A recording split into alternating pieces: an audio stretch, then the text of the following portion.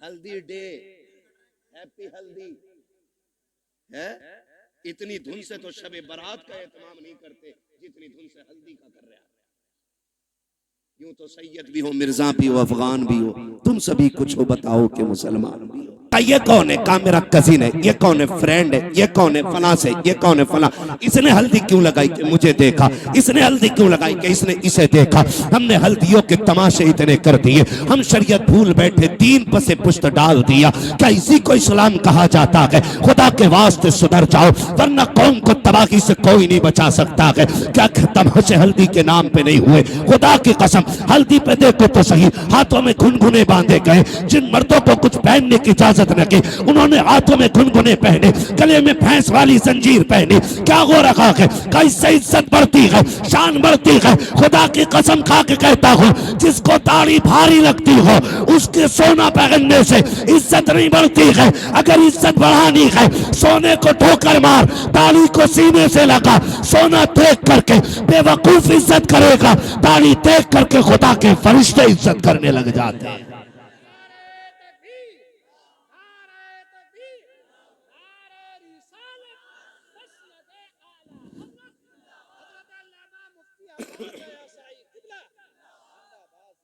समझ रहे मेरी बात? हल्दी करोगे से बंद करो हल्दी सल्दी। जितनी तूने लगाई है इतने में 4 लोगों का खाना बन जाता। क्या तरीके ये? इस्लाम ने 5 वक्त वुजू का तरीका दिया था।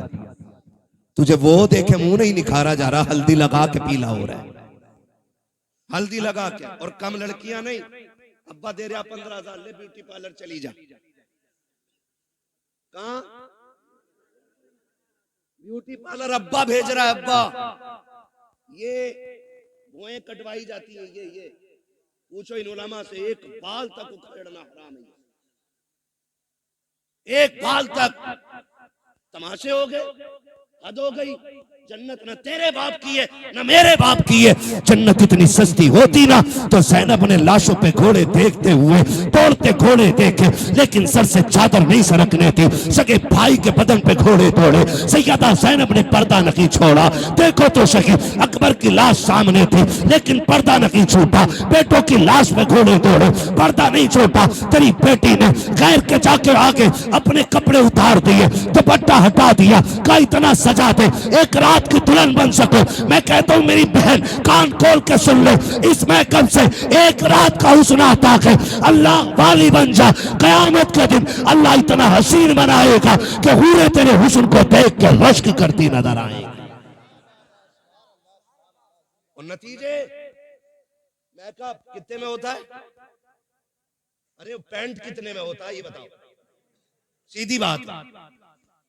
कितने में हो जाता? 10,000, 5,000, 15,000 जैसी क्वालिटी चाहिए। अब तो सब में बन गई है ना। अच्छा उसूल क्या है? दूल्हा बनते हैं तो क्या रकात पढ़ते हैं? कितनी पढ़ते? पीछे वाले भी पढ़ते हैं कि ऐसे ही चले गए थे ससुराल? कितनी रकात? 2 रकात। और फिर तरीका यह है इस्लाम का, 2 रकात पढ़ के गया था, 2 रकात आके पढ़ता। तू भी पढ़ता, वो भी पढ़ती, लेकिन वो इसलिए नहीं पढ़ेगी कि वुजू करना पड़ेगा।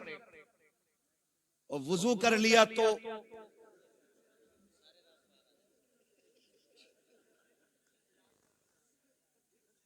मसला पुट्टी छूट जाएगी। बच्चा कह रहा अगर वुजू कर लिया तो पुट्टी छूट जाएगी। ये राज सारे ही जानते हैं। हाँ? अब नुकसान जानते हो? जब पहली रात देखा था तो लग रही थी परी की बच्ची, अगले दिन जब देखा ना तो लग रही थी चुड़ैल की बच्ची। इसके नुकसान आप जानते हैं? इंसान की नजर में जो चेहरा समा जाता फिर उसको उसी चेहरे से मोहब्बत होती है। अगर वो बदल जाए तो मोहब्बत कम हो जाती है। यही वजह है जो तलाक कसरत से हो रहे हैं। याद रखिए, यही वजह है जो तलाक़े कसरत से हो रही है। ए मेरी बेटी खातून जन्नत के दर की कनीज कहलाने वाली, जरा सोच तो सकी, तुझे रब ने बाहया बनाया था, तेरी गोद में सलाहुद्दीन आया, तेरी गोद में खालिद बिन वलीद आए, तेरी गोद में उमर इब्न खत्ताब आए, तेरी गोद में अबू बकर सिद्दीक आए। तू नबी तो ना बन सकी, लेकिन नबियों को जन्म देने का शरफ तुझे दिया गया है। तू नबी तो ना बन सकी, लेकिन नबियों को तूने गोद में लेकर लोरियां दी है। रब ने तुझे बड़ा मकाम बख्शा था, बड़ी इज्जतें अता की थी। आज क्या हो गया है, तेरी गोद में आने वाला डांसर तो हो रहा है, कुरान का कारी नहीं हो रहा है। तेरी गोद में आने वाला बदमाश तो हो रहा है, लेकिन नबी के दीन का आलिम नहीं बन रहा है। क्या हो गया है, क्या जात बदल गई है या तरीके बदल गए हैं? ए मेरी कौम के शहजादी हो, आज भी औरत हो, कल भी तुम औरत थी, आज भी तुम्हारी गोदों में आ रखे हैं बच्चे, कल भी तुम्हारी गोद में बच्चे आते थे। लेकिन फर्क है, आज शादी से एक दिन पहले बेगैरती की चादर ओढ़ के गैरों के सामने चेहरे खोल देती हो, खुदा की कसम। लेकिन कल की औरतों का उसूल ये था, हजरत मौलाए कायनात मौला अली का दौरे खिलाफत है, इस्लाम की शहजादी यकात के साथ गुजर के जा रही है। रास्ते में एक नौजवान गुजरा, हवा का झोंका आया, उसने बच्ची के चेहरे से नकाब उड़ा दिया। न बच्ची ने नौजवान को देखा, न बच्ची को देखने की खबर है। जैसी कपड़ा हटा, झोंका आया, उस नौजवान की निगाह उस लड़की की आंखों पे पड़ जाती है। इतनी खूबसूरत आंखें कि दिल दे बैठा। घर आया, खातिमा को बुलाया, कब पता तो करो फला खातून कौन है, कहाँ की रहने वाली है, उसकी आंखें इतनी खूबसूरत हैं। खातिमा ने पता लगाया, कहा फला की बेटी है, फला घर में रहती है। उसने कहा उस तक मेरी शादी का पैगाम पहुंचा दो। कोई बदतमीजी नहीं, कोई बदमाशी नहीं, कोई चैटिंग, कोई कॉलिंग नहीं है, सिर्फ एक बार देखा है, आंखों पे दिल आ गया, पैगाम भेज दिया है रिश्ते का, कहा मैं उससे निकाह करना चाहता हूँ। खातून गई जाके कहती है, बेटी फला नौजवान तुझसे निकाह करना चाहता है। बच्ची ने कहा था वो मुझसे निकाह क्यों करना चाहता है, कहा वो तेरी आंखों का आशिक बन बैठा है। कहा उसने मेरी आंखें कहाँ देखी, कहा तू कल चौक में जा रही थी, हवा के झोंके से दुपट्टा हटा, उसकी निगाह तेरी आंखों पे पड़ गई थी। ए बेटी वो तेरी आंखों का दीवाना बन बैठा है। उसने कहा माई ठहर अभी आती हूँ। अंदर गई, जब बाहर आई है, एक हाथ में चाकू था, दूसरे हाथ में तश्त में रखी हुई आंखें हैं।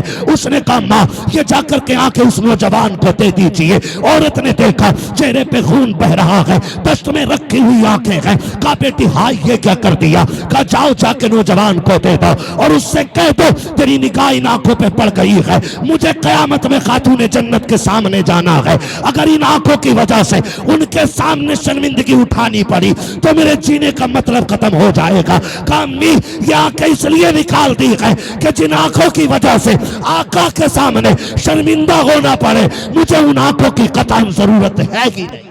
जिंदाबाद जिंदाबाद, सुभान अल्लाह सुभान अल्लाह। इस्लाम की शहजादियां, और आज जाकर के कपड़े उतार दिए, दुपट्टे हटा दिए। क्या उम्मीद रखते हो ऐसी औरतों की गोद में सलाहुद्दीन आएगा? क्या हो गया?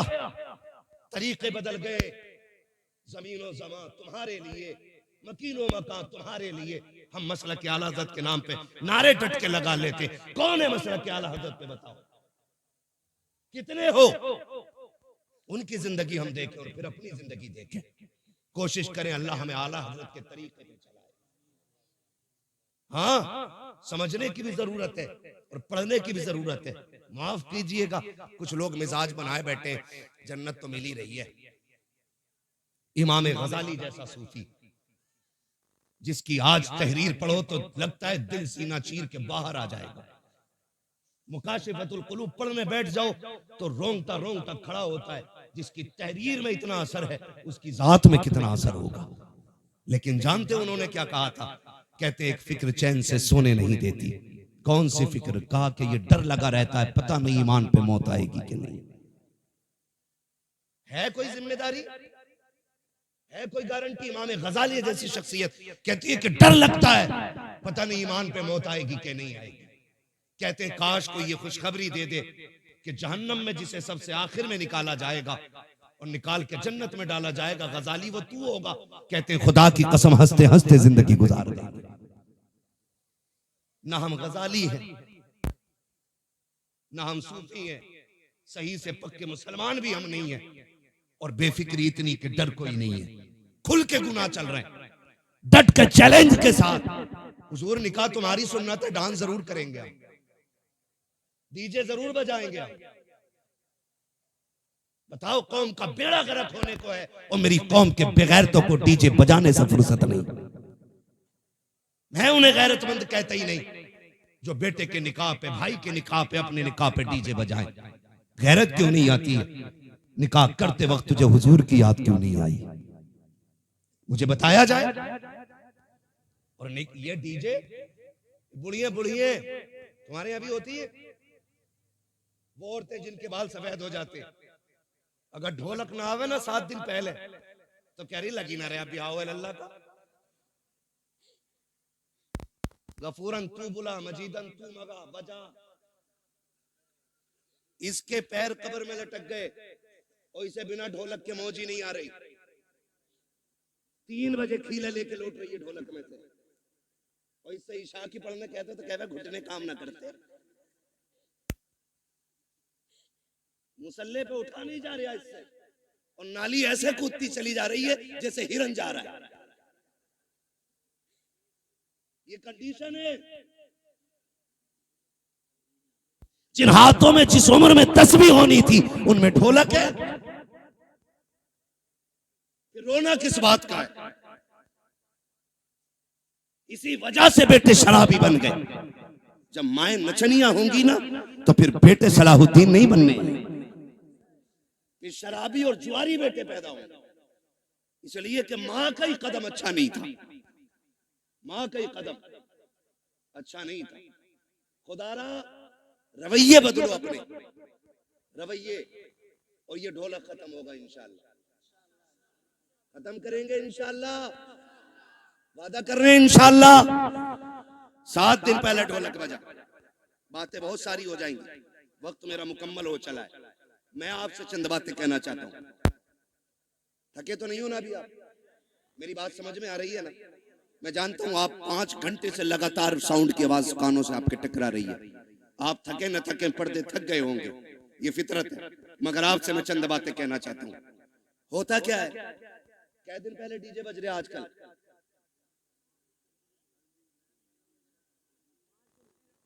5 दिन तो चल ही रहे हैं, क्योंकि पंचतन के मानने वाले जो हैं पहले, अच्छा डीजे की कोई तखसीस है कि बेटे में बजेगा या बेटी में? अब तो हो रहा है कि नहीं? कोई ऐसा भाई है जिसे बहन प्यारी ना हो? सबको बहन प्यारी है ना? बोले इतनी कमजोरी से नहीं, ताकि मैं बात भी पूरी ना कर सकूं। बहन सबको प्यारी है ना? सबको प्यारी है बहन। आपने देखा भी होगा जब बेटियां रुखसत होती हैं ना तो बाप मैयत पे इतना दर्द से नहीं रोता जितना बेटी की रुखसती पे बाप रोया करता है। वो भाई जो पूरी जिंदगी लड़ते रहे, आज जब बहन जा रही है ना तो कभी दीवार से लग के रो रहा है, कभी तन्हाई में जाके रो रहा है। क्यों? क्योंकि बहन की जुदाई का गम है। और आज नतीजा क्या है? 5 दिन पहले डीजे बज रहा है। पहले के उसूल ये थे, पहले इल्म कम था, अमल ज्यादा था। आज इल्म ज्यादा है, अमल कम हो गया। पहले लोग जाहिल जरूर थे, लेकिन जब बेटियों की रुखसत की बारी आती थी, बाप 3 दिन से खाना कम कर देता था, भाई की भूख भाग जाती थी, लोग मना के खिलाते थे, यार खाता क्यों नहीं है? बाप बेटी का चेहरा देख के रोया करता था, मेरे जिगर का टुकड़ा जाने वाला है, इसके बगैर घर में कैसा लगेगा? भाई चुप चुप के रोया करता था, बहन चली जाएगी कैसे ख्याल रहेगा घर में, इसके बगैर कैसे रुका जाएगा? ये ख्याल रुलाया करता था। बाप भाई 3 दिन पहले रोया करते थे। आज हैरत की बात यह है, 3 दिन पहले डीजे बजना शुरू हो जाता है।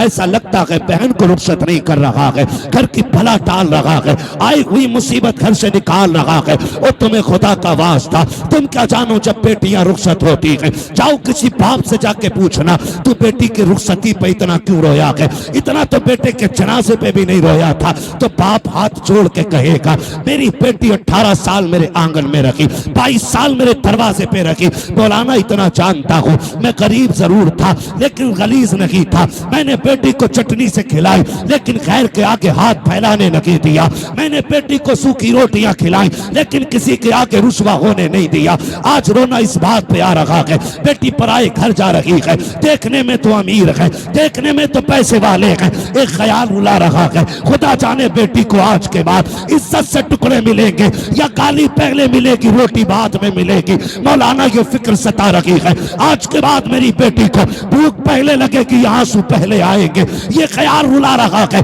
ये कह के बाप की चीखें निकल जाती है। तुमसे हाथ जोड़ के गुजारिश करता हूँ बेटियों की रुखसती पर शैतान के तमाशे न लाना, बेटियों की रुखसती पर बाजे काजे न बजाना। खुदा तौफीक दे तेरे पास वक्त है मस्जिद में चले जाना, जब दुनिया सोती हो मुसल्ले बिछा के बहन की इज्जत की भीख मांग लेना, अल्लाह से उसकी इज्जत के टुकड़े मांगना, कहना मालिक हमारी बहन कल जाने वाली है, अब तक हमारे बीच में थी, या अल्लाह ये कल चली जाएगी, मेरे मालिक रूखी खिलाना ये मुर्गा खिलाना, इतना कर्म कर देना जिल्लत से बचा के इज्जत के लुकमे खिलाता रहे।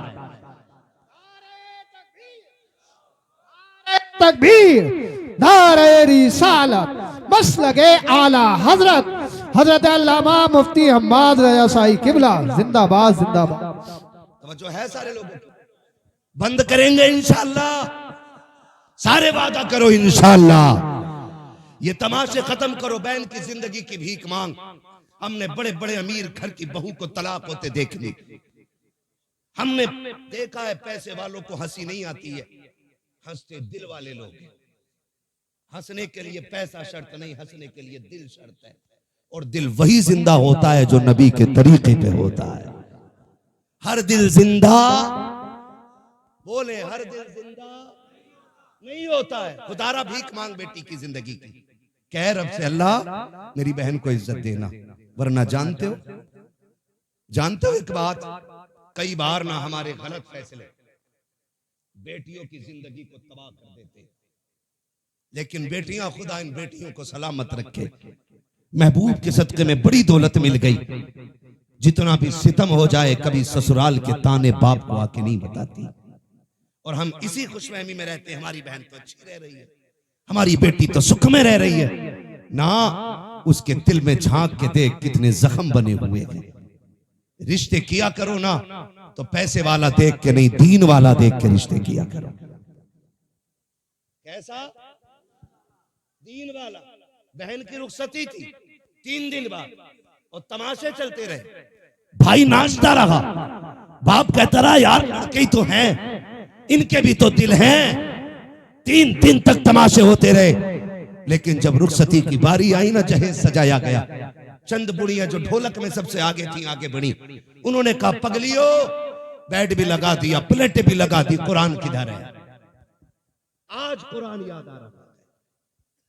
कहा क्यों? कहा अलमारी पे सबसे ऊपर कुरान रखा जाए।